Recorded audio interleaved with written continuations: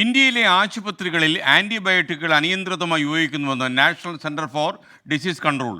89% ഡോക്ടേഴ്സും ദിവസവും ആന്റിബയോട്ടിക്കുകൾ കുറിക്കുന്നുവെന്നാണ് ഈ റിപ്പോർട്ടിൽ പറയുന്നത്.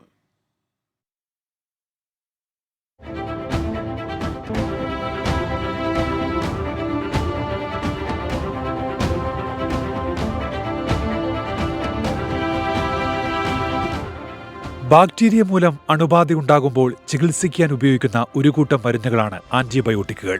അനാവശ്യമായും അമിതമായും ആന്റിബയോട്ടിക്കുകൾ എത്തിയാൽ ശരീരം ആന്റിബയോട്ടിക് റെസിസ്റ്റൻസ് എന്ന നിലയിലെത്തും. അതായത് ആന്റിബയോട്ടിക്കുകൾ ശരീരത്തിൽ ഏൽക്കാത്ത അവസ്ഥ.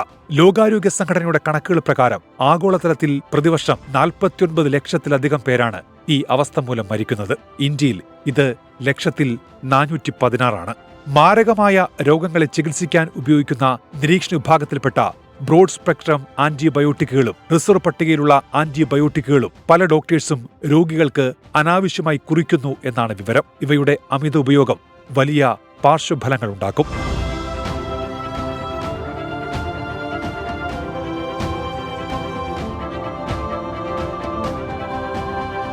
അടുത്തിടെ 10,000 രോഗികളിൽ നടത്തിയ പഠനത്തിൽ പകുതിയിലധികം പേർക്കും ആന്റിബയോട്ടിക്കുകൾക്കെതിരായ പ്രതിരോധം വർദ്ധിക്കുന്നതായി കണ്ടെത്തി. അണുബാധയ്ക്ക് ചികിത്സിക്കുന്നതിനു പകരം അണുബാധ തടയാനുള്ള ആന്റിബയോട്ടിക്കുകളാണ് ഇവർക്ക് നൽകിയത്. ആന്റിബയോട്ടിക് മരുന്നുകൾ ഫലിക്കാത്തതുമൂലം അവയവദാന ശസ്ത്രക്രിയകൾ ഉൾപ്പെടെ ഒട്ടേറെ ശസ്ത്രക്രിയകൾ പരാജയപ്പെടുന്നുണ്ട്.